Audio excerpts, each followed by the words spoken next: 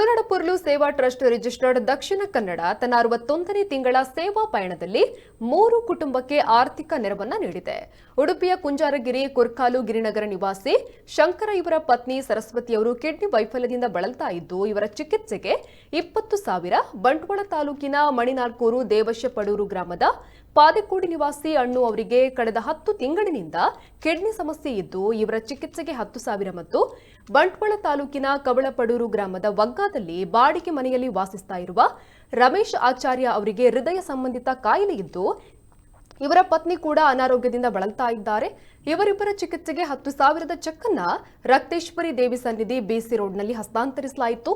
ಈ ಸಮಯದಲ್ಲಿ ಟ್ರಸ್ಟ್ನ ಸೇವಾ ಮಾಣಿಕ್ಯರು ಉಪಸ್ಥಿತರಿದ್ದರು.